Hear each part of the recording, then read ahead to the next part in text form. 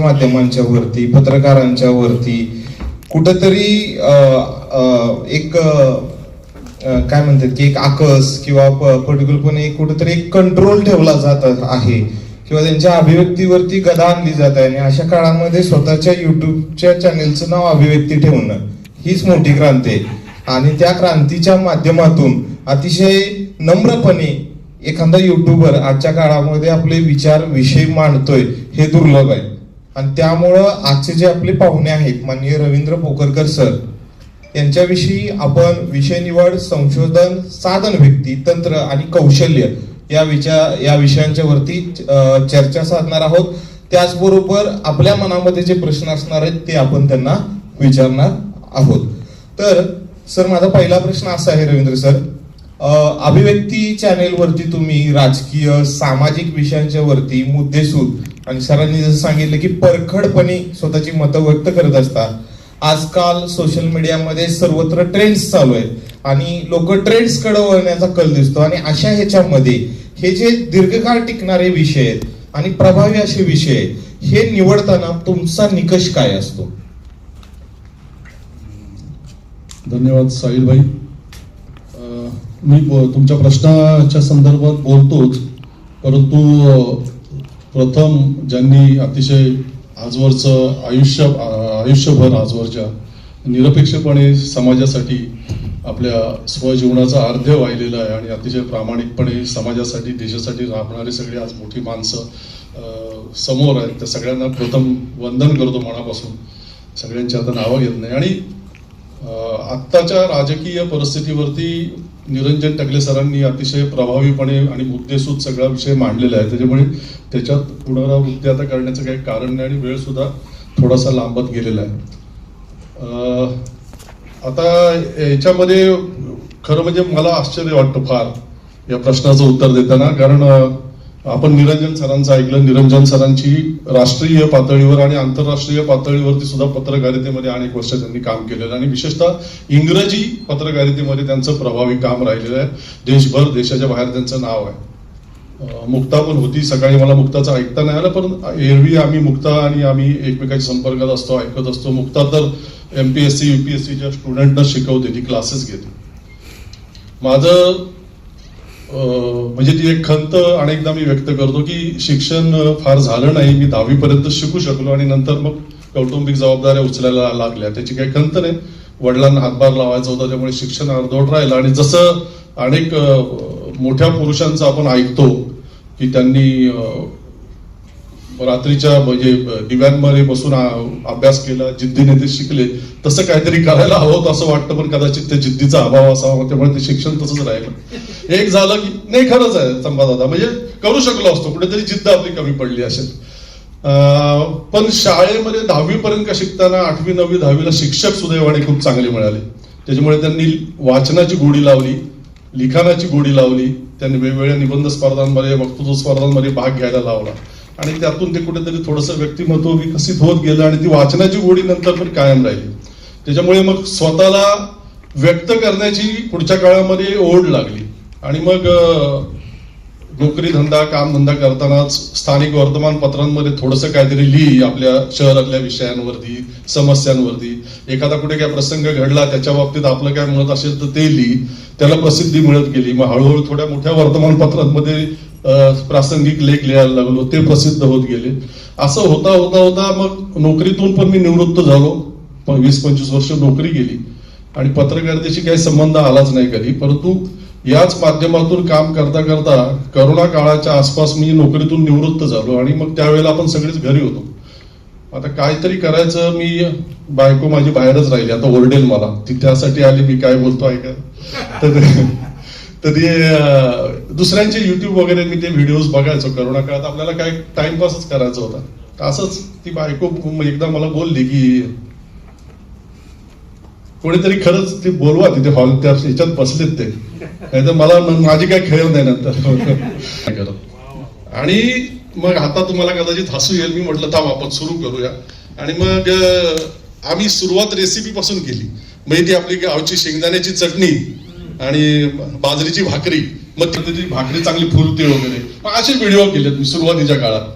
आणि नंतर मग अचानक नाशिकचे एक आपले लेखक आहेत, आपल्यापैकी अनेकांना आता दिवंगत वारले ते कॅन्सरने दुर्दैवाने, मुरली खैरनार, त्यांची शोध नावाची एक अप्रतिम कादंबरी आलेली आहे. आणि ती शोध कादंबरी माझ्या वाचनात आली आणि मी इतका प्रभावित झालो. त्या कादंबरीचं कथानक आहे म्हणजे छत्रपती शिवाजी महाराजांनी दुसऱ्यांदा जेव्हा सुरतेची लूट केली आणि तो खजिना जेव्हा त्यांना स्वराज्यामध्ये आणायचा होता, त्यावेळेला फार अडचणी निर्माण झाल्या. म्हणजे त्यांनी जी व्यूहरचना केली होती, खजिना सुरक्षितपणे रायगडापर्यंत किंवा अन्य गडांपर्यंत पोहोचवणे, त्यामध्ये अडचण आली आणि मोगलांचं सैन्य फार त्यांच्या अपेक्षेपेक्षा लवकर त्यांच्या मागे लागलं. आणि मग त्या खजिन्याचे त्यांनी 2 भाग केले आणि 2 वाटांनी शिवाजी महाराजांनी स्वराज्यामध्ये पाठवले. तर ते कथानक आहे त्या कादंबरीचं. आणि त्यातला खजिन्याचा एक भाग स्वराज्यात सुरक्षितपणे पोहोचला, परंतु एक भाग बाकी ते सरदार होते, त्यांचे नाव वगैरे त्या कादंबरीत आहेत, तर ते मध्येच त्यांना लपवावं लागला नाशिकच्या पुढच्या भागामध्ये, त्या कळवण वगैरे त्या भागामध्ये. आणि ते आजच्या काळातलं कथानक आणि ते कथानक अशी जी सांगड वगैरे घातलेली आहे त्या खजिन्याचा शोध वगैरे वगैरे. तर ती कादंबरी लिहिताना त्यांना कुसुमाग्रज प्रतिष्ठानची स्कॉलरशिप मिळालेली होती 1 लाखाची, आणि ते संशोधन करत होते.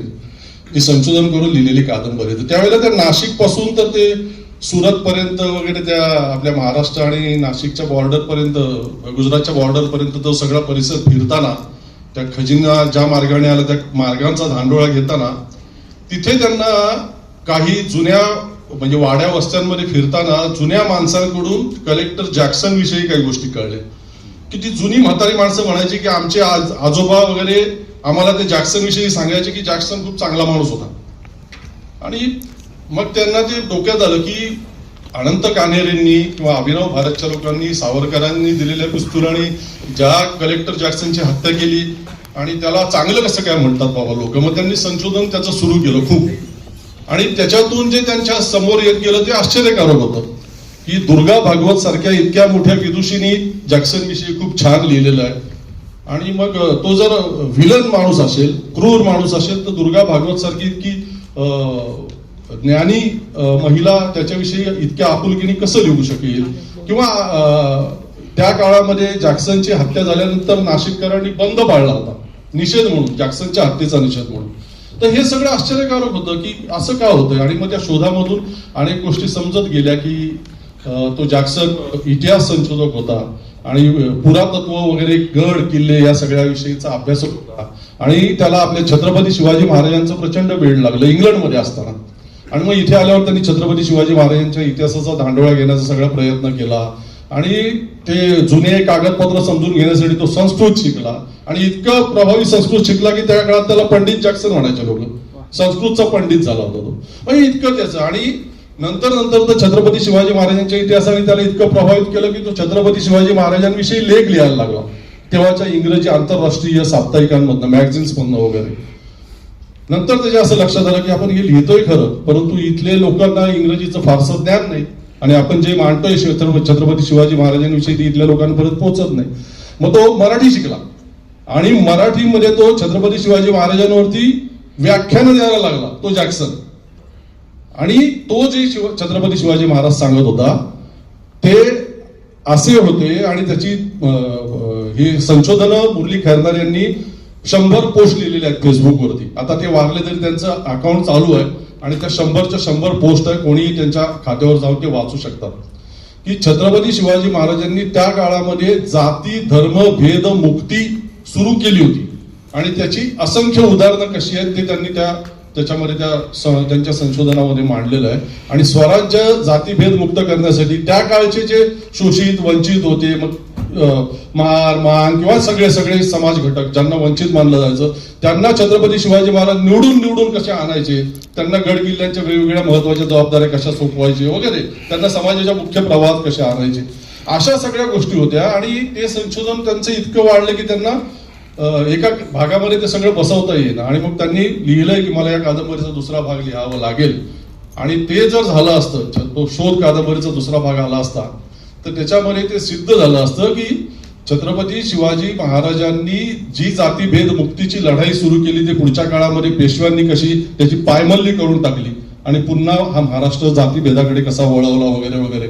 आणि हे सगळं तो जॅक्सन सांगत होता. तेच सगळं मुरली खैरनारांनी जॅक्सन जे सांगत होता ते त्यांनी मांडलं. आणि मी फार प्रभावित झालो की म्हटलं हे अजब आहे चाललं. हे महाराष्ट्रातल्या बहुसंख्य लोकांना, आम्ही लहानपणापासून हेच ऐकत आलो की काणेरे क्रूर होता, त्या रँड सारखा वगैरे. तो रँड पण क्रूर नव्हता, ते जाऊ दे, तो आजचा आपला भाग नाही. मी प्रश्नाला उत्तर देतोय. तर ते अनंत काणेरे त्याची हत्या केली, सावरकरांनी ज्याला मारण्यासाठी पिस्तूल पुरवलं, तो माणूस चांगला कसा काय? आणि मग ते मी वाचत गेलो, त्याचा खूप अभ्यास केला. मग मला त्याच्यातच कळलं की नाशिकच्या ख्रिस्ती दफनभूमी आहे फार जुनी, तिथे त्या जॅक्सनची कबर अजूनही आहे, फार जीर्ण अवस्थेत आहे, फार तिच्याकडे कोण लक्ष देत नाही. मग मी विचार केला आणि त्या कबरीला पोहोचलो मी नाशिकला, आणि त्या कबरीच्या शेजारी बसलो आणि मला जे काय बोलायचं होतं ते सगळं बोललो. तर ते खूप व्हायरल झालं आजच्या भाषेत म्हणायचं, म्हणजे लोकांना खूप आवडला तो एपिसोड. आणि मग माझ्या असं लक्षात आलं की आपण ते कारणीभूत ठरलं की आपण असंच काहीतरी करूया. हे जर लोकांना आवडतंय तर आपण इतिहासाच्या तथ्यांच्या आधारावरती वगैरे अशा प्रकारच्या गोष्टी काहीतरी करूया. आणि मग ते चॅनल सुरू करायचा निर्णय घेतला आणि त्यातून ते अभिव्यक्ती चॅनल आकाराला आलं. पुढचा माझा सुरुवातीचा जो त्याचा काळ होता तो तसाच होता. म्हणजे तुम्ही बघाल तर मग मी सुद्धा त्या खजिन्याचा शोध घेत मुरली खैरनार ज्या वाटेने फिरले त्या वाटेने फिरलो. त्याच्यावरती 2 एपिसोड केले, गुजरात पासून तर स्वराज्याच्या त्या किल्ल्यांपर्यंत. असं सगळ्या गोष्टी करत गेलो आणि मग ते हळूहळू वाढत गेलं. म्हणजे चॅनलची सुरुवात अशी झाली. पुढच्या काळात अशाच कुठल्या तरी टप्प्यावरती मला वाटलं की सामाजिक विषयावरती आपण बोललेलं लोकांना आवडतंय, तर आपण ते करत राहू. राजकीय विषयावर बोललेलं लोकांना आवडतं, आपण ते करत राहू. अशी ती सुरुवात झाली. बरोबर. आजचा जो काळ आहे तो एआयचा काळ आहे. एआय मध्ये खरं काय खोटं काय ओळखणं खूप अवघड झालेलं आहे. खोट्या खोट्या messages, clips, video, images social माध्यमांच्या वरती फिरत असतात.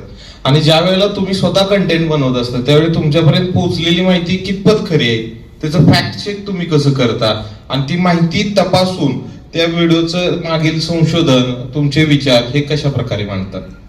ही अतिशय महत्वाची गोष्ट आहे. मी त्यासाठी काही आपल्या कानावरती पडलं, काही समोर आलं, काही व्हॉट्सअपनी कळलं आपल्याला की लगेच व्हिडिओ बनवायला बस, असं मी कधीच करत नाही. एखादा दिवस गेला तरी चालेल, पण मी त्याची पूर्ण शहानिशा करतो. मुळात तो विषय माझ्या मनाला पटतो का ते मी आधी त्याची तपासणी करतो. मला तो विषय पटला तर मग त्या विषयाची अधिक शहानिशा कशी करता येईल. एखाद्या विषयाबाबत आता मला करावासा वाटतं व्हिडिओ, पण त्याची माहिती नाही. मग बाबा कोणाला माहिती आहे, संभाजी दादांना माहिती आहे, पाटणकर सरांना माहिती आहे, किंवा अविनाश कदमांना माहिती आहे, मग बाबा अशा व्यक्तींना मी फोन करतो सकाळी, मला सर मला जरा या गोष्टीविषयी सांगा. हे एक गोष्ट आहे. आणि एआयचा आता मी त्याच्यामध्ये तंत्रज्ञानामध्ये इतका फार मला कौशल्य नाहीये माझं, परंतु माझी मुलं त्याच्यामध्ये आहेत. त्यामुळे फेक काय आहे, अस्सल काय आहे, त्याची शहानिशा माझ्या मुलांकडनं वगैरे मी करून घेतो. आणि त्याशिवाय मी त्या विषयांमध्ये पुढे जात नाही. आपल्या हातून कोणताही खोटा कंटेंट होईल म्हणून मला असं वाटतं की शिक्षणाच्या दृष्टीने फार कमी असून, जर्नालिझमचा काही संबंध नसून, आज जवळपास 4 लाखाच्या घरात सबस्क्रायबर झाले किंवा 5 कोटीच्या वरती व्ह्यूज आहेत. म्हणजे ही साधी गोष्ट नाही. आणि हे मला वाटतं विश्वासार्हतेमुळे आणि खरेपणामुळे यश लाभलं असं मला वाटतं.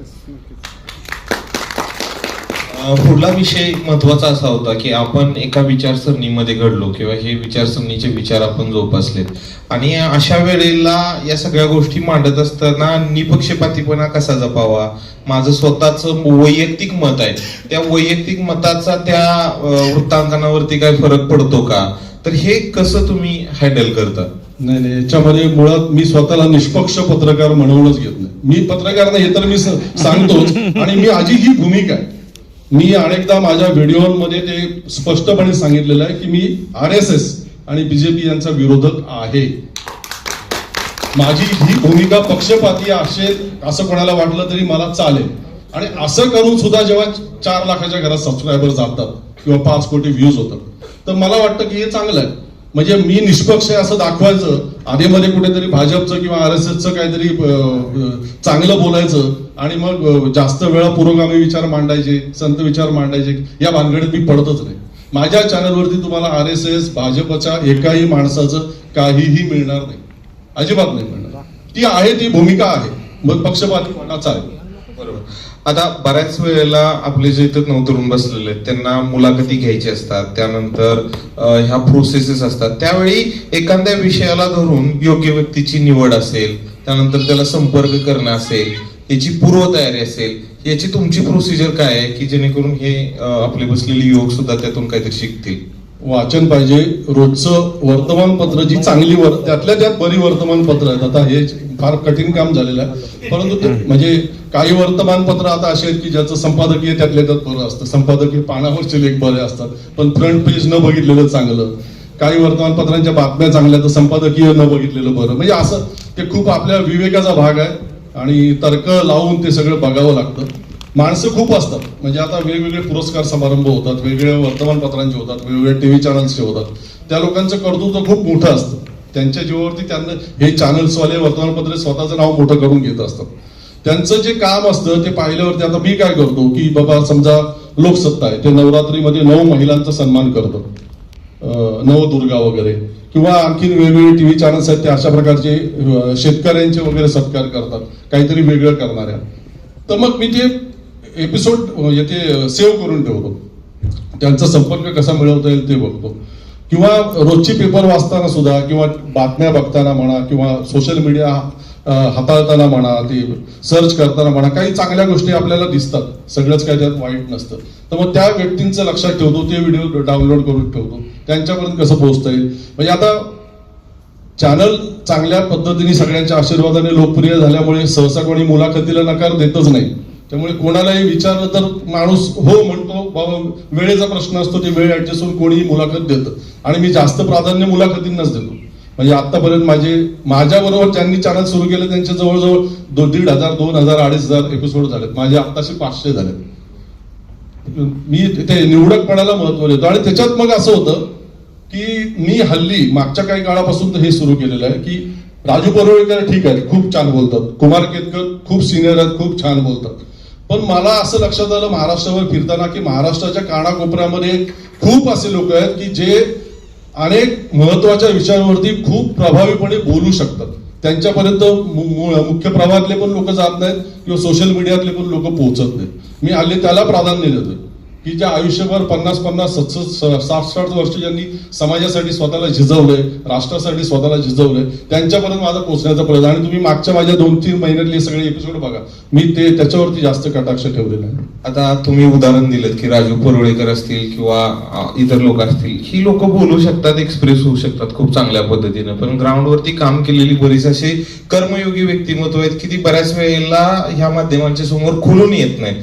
मग ही व्यक्तिमत्व खुलून यावीत, त्यांच्या मनामध्ये काही गोष्टी यावेत, त्यांच्या मनातला संकोच आहे एक. आता मी आज तुमच्या भूमिकेत आहे, पण हे पुढील व्यक्तीकडून आपल्याला काढून घ्यायचंय, त्याच्या मनातला संकोच दूर करायचा आहे. तर तो कशा प्रकारे तुम्ही प्रभावीपणे करता.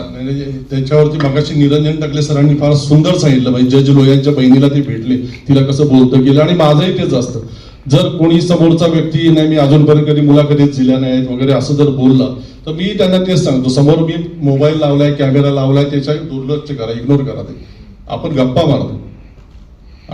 मारतो आणि तुम्ही कम्फर्टेबल व्हाल तेव्हा मी ते चालू करेल. नाही नसेल तर मी असाच परत जाईल. मला तुमच्याशी गप्पा मारण्यात पण समाधान. पण अशी वेळ कधी आली नाही.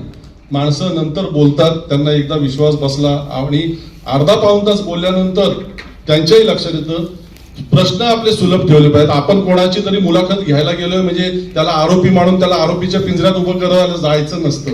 हे जर आपण भान ठेवलं आणि आपण कमी बोललो, त्याला बोलू दिलं अधिक, तर मग ते होऊन जातं सुरळीत. मला असं वाटतं की काय त्यात फार अवघड नाही होत. आता एक महत्वाचा प्रश्न आहे की कंटेंट क्रिएशन करायचं तर त्याला जास्त खर्च येतो. कंटेंट क्रिएशन करायचं तर मला हे पाहिजे, मला असला माईक पाहिजे, मला असला कॅमेरा पाहिजे, मला ट्रायपॉड पाहिजे, चांगला व्हिडिओ एडिटर पाहिजे. या सगळ्या गोष्टींची कारणं आडवी येतात. म्हणजे माझ्या वैयक्तिक प्रसंगाबाबतीत सांगायचं झालं तर हे सगळं नसल्यामुळं मी डिले करत राहिलो या गोष्टी. आणि त्यामुळं कदाचित असं वाटायला लागलं की काही लोक आपल्यापेक्षा पुढे गेले, आपले विचार लोकांच्या पर्यंत पोहोचलेच नाहीत. मग संधीची वाट बघत बसणं का कंटेंटवर फोकस करून काम करणं, तुम्ही काय सल्ला द्याल. त्याच्यात सल्ला काही नाही, माझं स्वतःच उदाहरण सगळ्यांनी बघितलं तरी चालेल. आता मी तुम्हाला तेच म्हटलं, 3,70,000 सबस्क्रायबर किंवा इतके 5 कोटी व्ह्यूज आहेत. मी फक्त हा एक मोबाईल आहे माझ्याकडे, हा त्यातल्या त्यात बरा आहे, सॅमसंगचा, आयफोन सुद्धा नाही. आणि एक याच्यापेक्षा कनिष्ठ दर्जाचा आहे. 2च मोबाईल माझ्याकडे आहेत आणि एक साधासा ट्रायपॉड आहे, एक साधासा माईक आहे, अशा प्रकारचा. एवढंच माझं साहित्य आहे आणि त्याच्यावरच ही इतकी प्रगती केलेली आहे.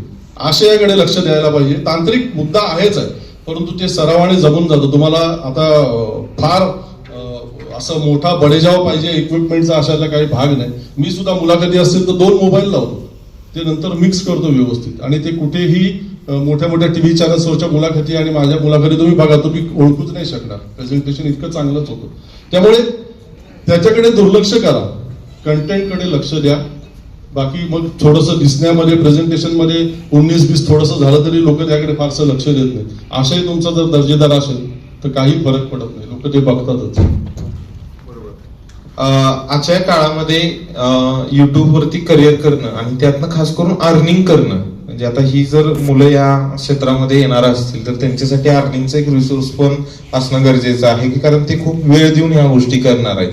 तर ते अर्निंगचं रिसोर्सच्या बद्दल थोडीशी काय गायडन्स कराल का? आता मी डायरेक्टली विचारणार की तुम्हाला किती पैसे मिळतात युट्यूब चॅनलच्या माध्यमातून, विचारलं तरी चालेल, पण प्रश्न असा आहे की ते थोडंसं फार कठीण आहे. कठीण म्हणजे हिंदी भाषेतल्या युट्यूब चॅनल देशभर किंवा आजूबाजूचे जे हिंदी भाषिक देश आहेत किंवा जिथे हिंदी समजतं, अगदी नेपाळ असेल, पाकिस्तान असेल, बांगलादेश असेल, आणि आजूबाजूच्या देशांमध्ये हिंदी बघितलं समजतं त्या लोकांना, त्या व्हिडिओना मोठा स्कोप असतो. इंग्रजीला तर वर्ल्ड वाईड सगळीकडे जागा असते, त्याच्यामुळे त्यांना त्यांचे व्ह्यूज सुद्धा प्रचंड मोठ्या प्रमाणात असतात हिंदी आणि इंग्रजीचे युट्यूबचे, आणि त्या हिशोबाने त्यांना निधी सुद्धा म्हणजे फंड सुद्धा मिळतो, रेव्हेन्यू सुद्धा मिळतो. मराठीला आधीच फार कमी आहे जागा, आणि त्याच्यामुळे मराठीमध्ये तुम्ही युट्यूबवरती करिअर करायचं आणि आर्थिकदृष्ट्या त्यातून स्वयंपूर्ण होण्याचा जर विचार करत असाल तर ते फार अवघड आहे, मी तुम्हाला सांगतो. म्हणजे एकच मी तुम्हाला सांगतो की साधारणपणे 3 ते 4 हजार व्ह्यूज होतील तेव्हा तुम्हाला $1 मिळतो. आता तुम्ही त्याचा हिशोब लावा, म्हणजे नगण्य आहे ते. ज्या वेळेला तुमचे प्रत्येक व्हिडिओला असे 10 लाख, 20 लाख, 25 लाख असे व्ह्यूज असतात तेव्हा तुम्हाला समाधानकारक रक्कम येते, आणि मराठीमध्ये तेवढं होत नाही. म्हणजे आता बोल व्हिडिओ सारखं एवढं मोठं चॅनल आहे की ज्यांचे 20-25 लाख सबस्क्रायबर आहेत, पण व्हिडिओचे व्ह्यूज तुम्ही बघाल तर 1 लाख, 1.5 लाख असे असतात. दिवसाला ते 6 व्हिडिओ बनवतात, 6 व्हिडिओ बनवून त्यांचे 10 लाखाच्या घरात व्ह्यूज असतात. 10 लाख म्हणजे बघा आता तुम्ही 3000 व्ह्यूजला $1, त्या हिशोबाने बघा, म्हणजे त्यातल्या त्यात त्यांचं समाधानकारक असेल. पण मराठीमध्ये पैसे फार मिळत नाहीत, त्यासाठी तुम्हाला दुसरा काहीतरी मार्ग जोडीला ठेवावं लागेल. नुसत्या युट्यूबवरती नाही. तुम्ही आता माझी मुलं पत्रकारितेची आहे, आपल्या फोटोग्राफीच्या क्षेत्रामध्ये आहेत, ते घराची जबाबदारी ते सांभाळतात, म्हणून मी या लष्कराच्या भाकऱ्या भाजू शकतो. अगदी बरोबर आहे. खूप चांगल्या प्रकारे तुम्ही या गोष्टीचं उत्तर दिलं. फक्त आता शेवटचा प्रश्न आहे माझा, की या प्रश्नामध्ये काय आहे की लोकांचा आजकालचा कल हे प्रक्षोभक बोलणाऱ्या व्यक्तींच्याकडं, मनोरंजनाकडं लोक लगेच अट्रॅक्ट होतात, आणि अशा काळामध्ये तुम्ही जो सामाजिक विचार मांडताय त्या सामाजिक विचारांच्याकडे लोकांनी आकर्षित व्हावं याच्यासाठी आपण काय नवोपक्रम ह्याच्यामध्ये राबवू शकतो का? तेच आता ही तर आपली आजची बैठकच मला वाटतं त्यासाठी आहे. आणि मला असं वाटतं की यातूनच काहीतरी घडेल. मग अशी बोलताना मी त्यांना तेच म्हटलं की इथे राज्यात काय आता विरोधी पक्ष राहिलाच नाहीये. विरोधी पक्ष म्हणजे हे समोर बसलेले हे सगळे विरोधी पक्ष आहे. आमच्यासारखे छोटे मोठे युट्यूबर आपणच विरोधी पक्ष, आणि त्या दृष्टीने सगळं ते व्हायला पाहिजे आणि ते होईल अशी अपेक्षा सुद्धा आहे. बाकी प्रामाणिकपणाने तुम्ही मांडत जाल तुमची भूमिका, सामाजिक असेल, राजकीय असेल, सांस्कृतिक असेल, तर त्याला लोक हळूहळू का होईना ते अप्रिशिएट करत जातात आणि त्याला मान्यता पण मिळत जाते. बऱ्याच वेळेपासून तुम्ही तुमच्या मनातले प्रश्न तुमच्या ओठांच्यावरती आलेले आहेत, ते प्रश्न आपण आता विचारूयात. कुणाचे काही प्रश्न असतील तर बिनधास्तपणे विचारा. जे बाहेर वातावरण आहे तर त्याच्यामध्ये अशा प्रकारे ठामपणे इथे येऊन सांगणं की मी निष्पक्ष नाहीये, तर मला असं वाटतं की हे खूप महत्वाचं आहे. कारण मेनस्ट्रीम मीडियामध्ये निष्पक्ष असणं एका लेवलला आपण मान्य करू शकतो की ते असलंच पाहिजे तुम्ही पत्रकार म्हणून. पण मला असं वाटतं की ज्यावेळेस तुम्ही एका चळवळीचा भाग म्हणून मतं मांडत असता किंवा हे करत असता तर ठामपणे तुम्हाला कुठली तरी बाजू घ्यावं लागणार आहे आणि ठोसपणे तुम्हाला विचार मांडावा लागेल. पण मग असं असताना सत्ताधारी वर्गाच्या विरोधातल्या राजकारणाच्या विरोधी भूमिका घेताना तुम्हाला आजूबाजूला वावरताना असं भीतीचं वातावरण वाटतं का, आणि त्याला कसं तुम्ही डील करता? अगदी साधाच प्रश्न आहे पण मला ऐकायला आवडेल. भीती वाटत नाही असं बोलणं खोटेपणा ठरलं, आणि मला खोटेपणा करायचा नाहीये. भीती वाटतेच ना, प्रत्येक माणसाला वाटत असते हे सगळं करताना. आता माझी बायको अलीकडच्या काळात माझ्याबरोबर फिरते त्याचं पण कारण तेच आहे. म्हणजे नाही खरं सांगतो, संभाजी दादा हे काही फार धाडसी लोक नसतात, पण कुठून तरी येऊन काळ टाकणं, कुठून तरी येऊन शेण टाकण्याचा प्रकार करणं वगैरे असे जे प्रकार होतात तर ते आणि पळून जातात. नंतर ते काय समोर उभे राहत नाही. की फोन येतात ट्रोलिंगचे, पूर्वी खूप यायचे, आता जरा कमी झालं प्रमाण, परंतु ते फोन पण कधी कधी ते ऐकतात, घरचे कुटुंबीय सुद्धा. त्यामुळे ते काळजीचं कारण असतं. धमक्या देऊन आपला आवाज बंद करता येतो का त्याचा ते प्रयत्न करत असतात.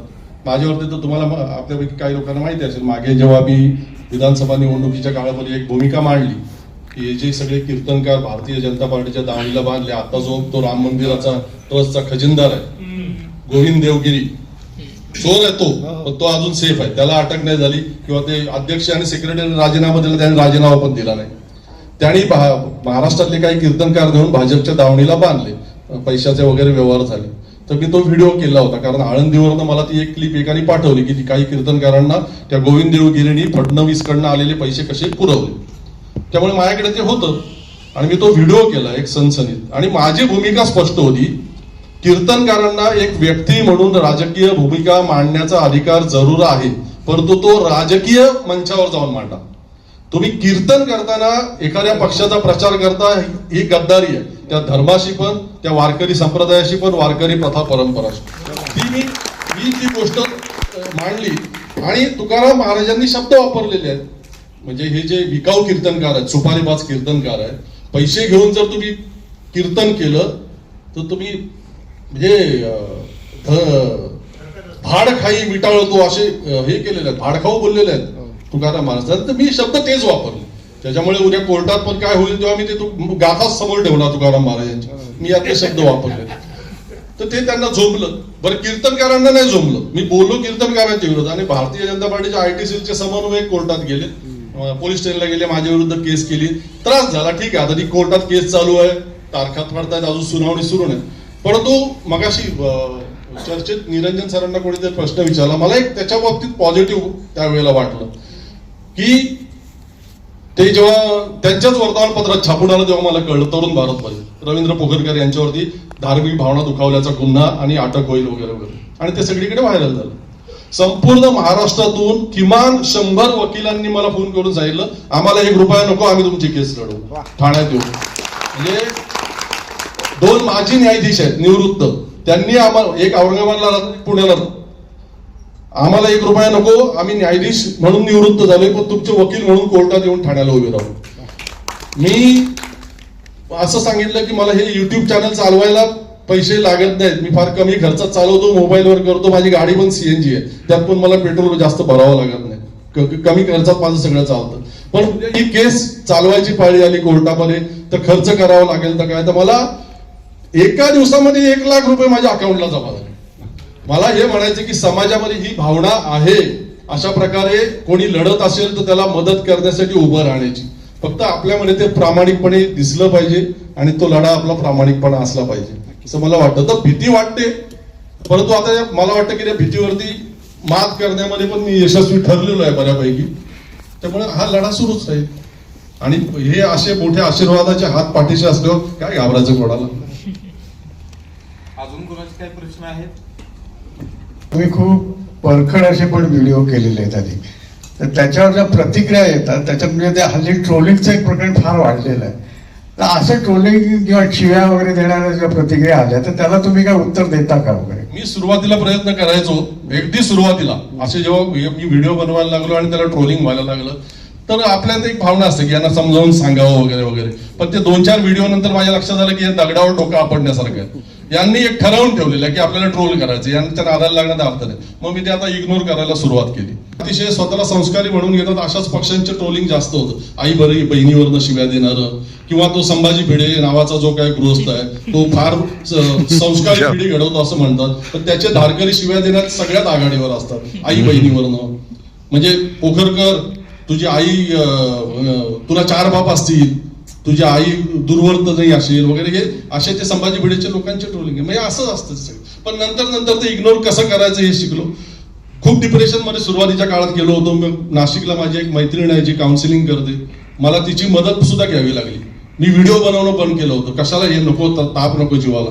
पण नंतर तिने मला त्यातनं बाहेर काढलं की सोड, आता मला काय त्याचं वाटत नाही. सर माझे 2 प्रश्न आहेत. असे लोक आता जसं वयानुसार किंवा काही कारणास्तव टेक्नो सावी नसतात फारसे, तर जेव्हा असे दृकश्राव्य पॉडकास्ट तयार करायचे असतात तर त्यांनी कोणत्या प्रकारचे तंत्र आणि कौशल्यासाठी कोणत्या प्रकारचे असे ऍप म्हणा किंवा चॅनल्स म्हणा ते वापरले पाहिजे? या प्रश्नाची उत्तर देण्याची योग्यता माझ्यात आहे असं वाटत नाही. म्हणजे मी फारच बेसिक स्वरूपात करतो. मी सुद्धा केलेली नाही. त्या तांत्रिकतेचं माझ्यामध्ये पाहिजे. मी सुद्धा शिकतोय आणि तुम्ही जो प्रश्न विचारताय त्याचे उत्तर देणारे असंख्य ट्युटोरियल्स युट्यूबवरच आहेत. म्हणजे उत्तम आणि पुस्तकं सुद्धा आहेत उत्तम पॉडकास्ट करण्यासाठी काय केलं पाहिजे. आणि मी सुद्धा येणाऱ्या काळामध्ये आता त्या दृष्टीने स्टुडिओ तयार करणं वगैरे वगैरे माझे पण प्रयत्न चालू आहेत. बघू.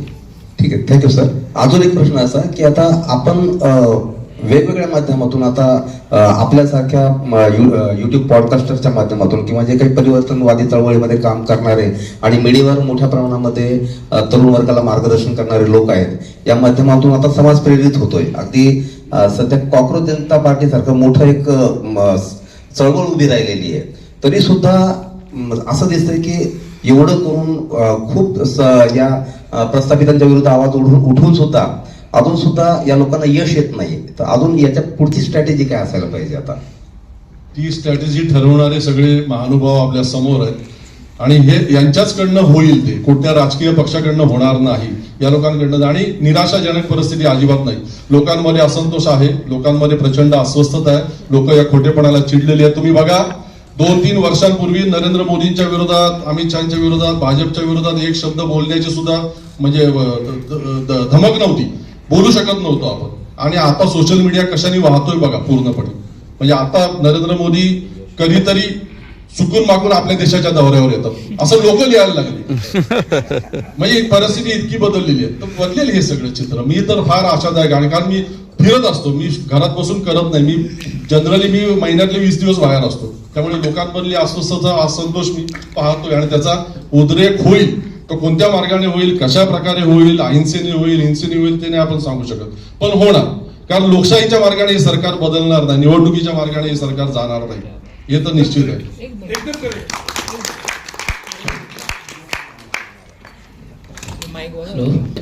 आता समाजाला आपण जेव्हा बघतोय तर त्या समाजात जास्त करून आता रीलचा फॅक्ट जास्त आहे.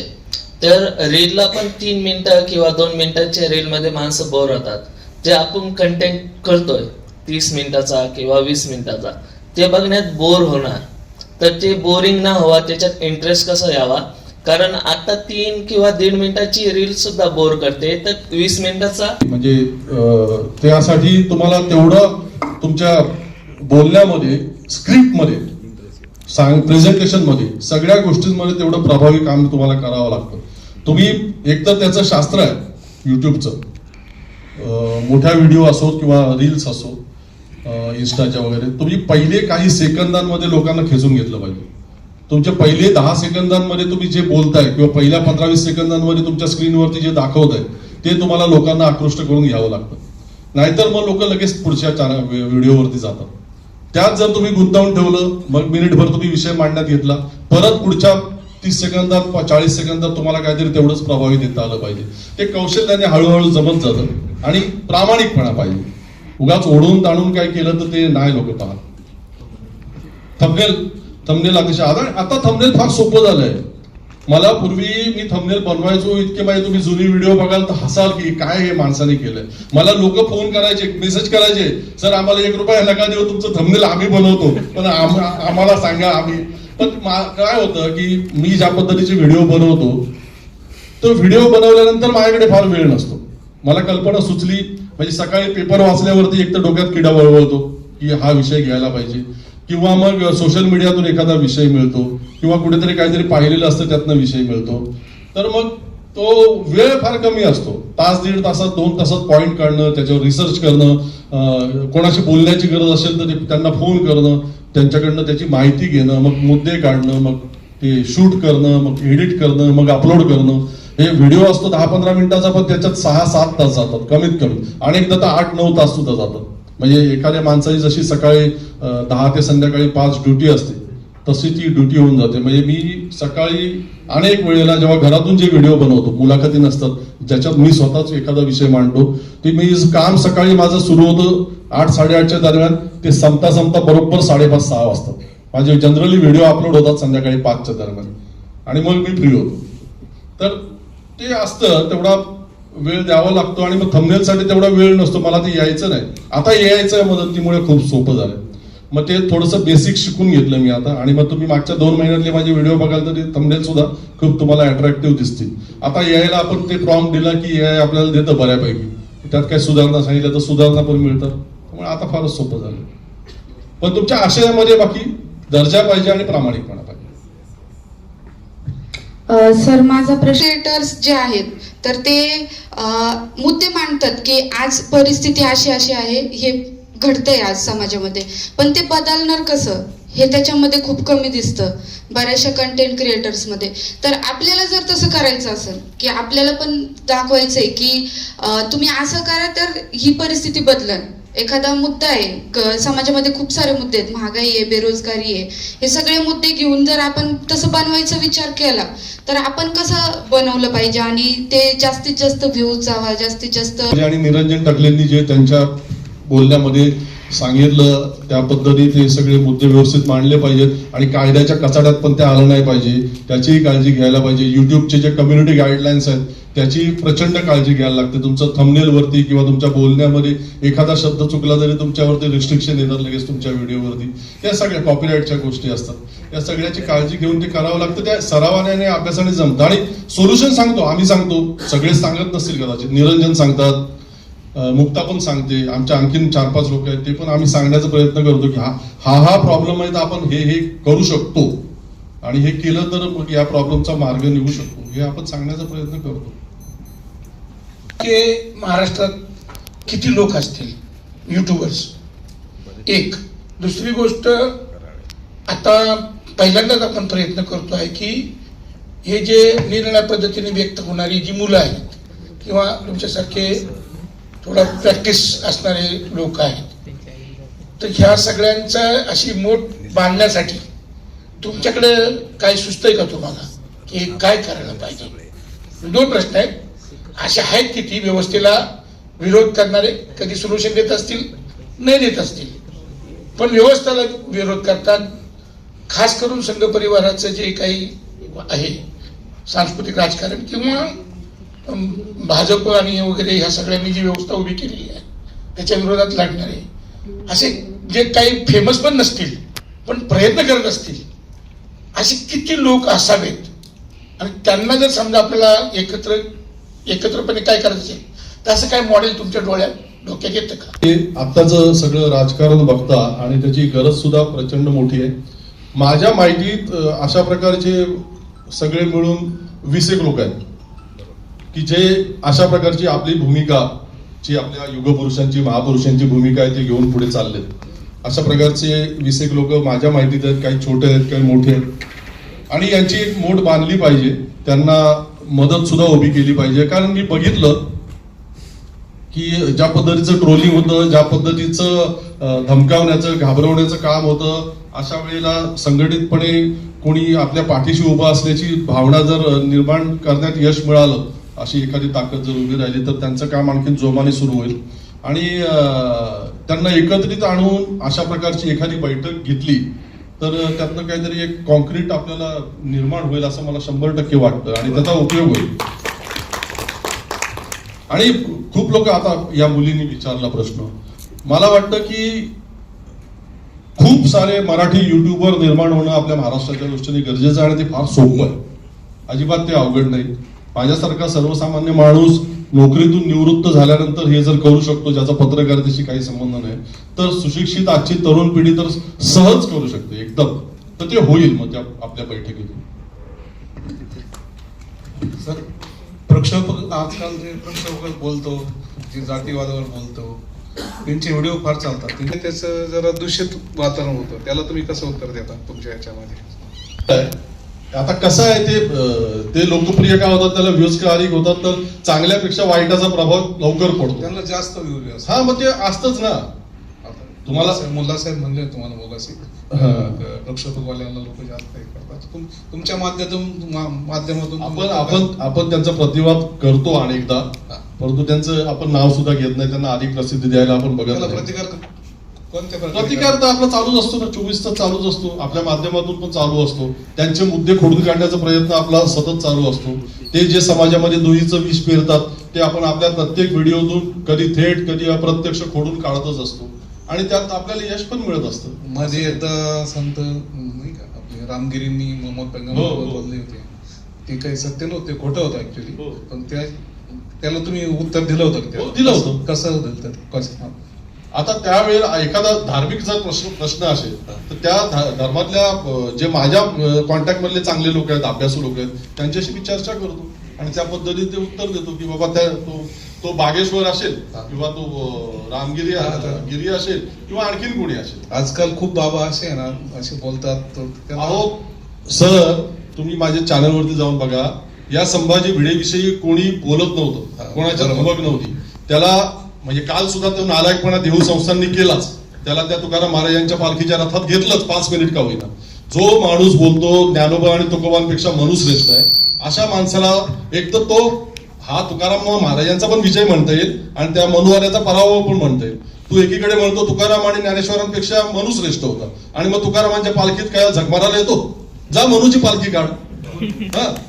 आणि दुसरी गोष्ट, त्याच वेळेला ज्या तुकाराम महाराजांनी आयुष्यभर जे विचार मांडले ते त्यांच्या त्या देहू संस्थांच्या लोकांना अक्कल नाही, शेण खातात ते कसे काय त्या संभाजी भिडेला पालखीच्या रथात घेतात?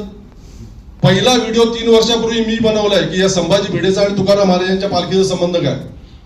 तो व्हायरल झाला प्रचंड आणि त्यानंतर लोक संभाजी भिडेच्या विरोधात बोलायला लागले आणि असं मी अनेकांच्या बाबतीत केलं, न घाबरता.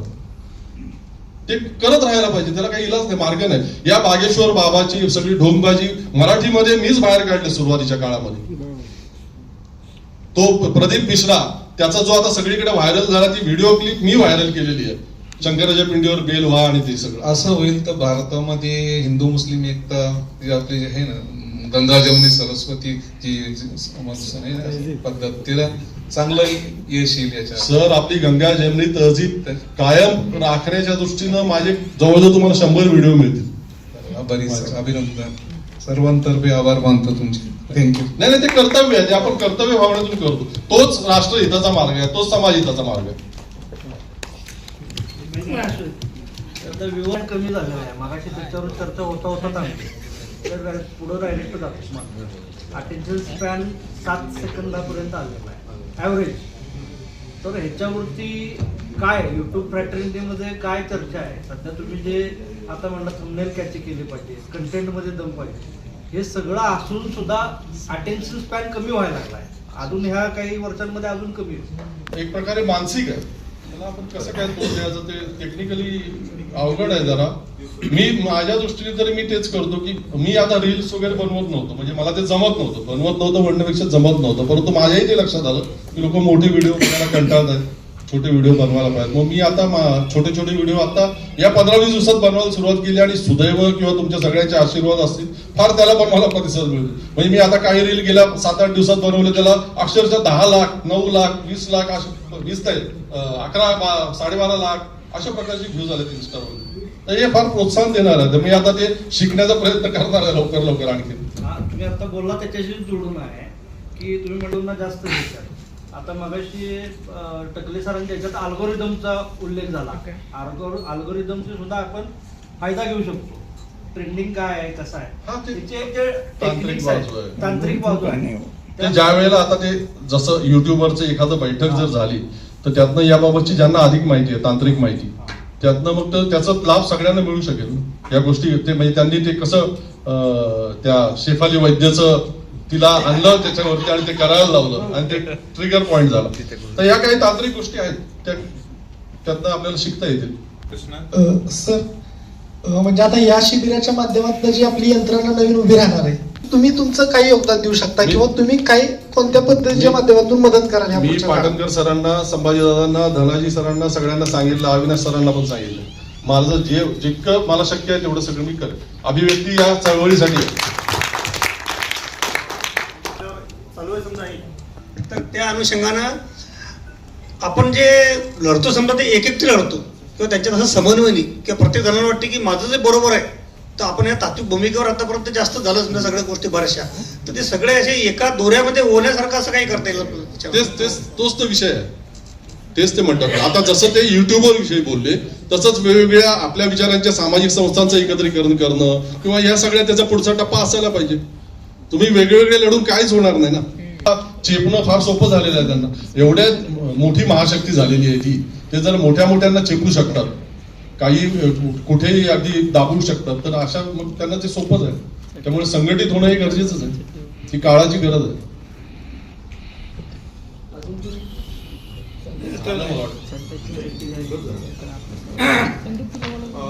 या सर्व मुलाखतीसाठी सरांचे खूप खूप आभार. आणि अशाच प्रकारे सर रवींद्र पोकरकर सर आपल्या आडनावाप्रमाणे संघ परिवाराला पोकर म्हणतात तेच खरं आहे की माझ्या पत्रकारितेचा जो अनुभव आहे त्यातून सांगतोय, पत्रकारिता ही निष्पक्ष कधी नसते किंवा करायचीच नसते. जर समजा इथं बाहेर पाऊस पडतोय आणि मी आत बसून तुम्हाला सांगतोय की पाऊस पडत नाहीये, तर ते काय खरं नाहीये. बाहेर पाऊसच पडतोय. म्हणजे याचा अर्थ जर भाजप शेण खाते तर शेण खाते म्हणून सांगायला पाहिजे. तीच खरी पत्रकारिता आहे. त्यामुळं ते जे करतायत तीच खरी पत्रकारिता आहे. तुम्ही शिक्षण जरी घेतलं नसलं तर आम्ही सातत्यानं म्हणताय की तुम्ही बेसिक आहे. तुम्ही बेसिक नाही, तुम्ही ऍडव्हान्स आहात. ही जी बाकीची शेण खायला लागली ती कुठेतरी त्यांनी पत्रकारिता सोडलेली आहे किंवा पत्रकारिता विसरलेली आहे.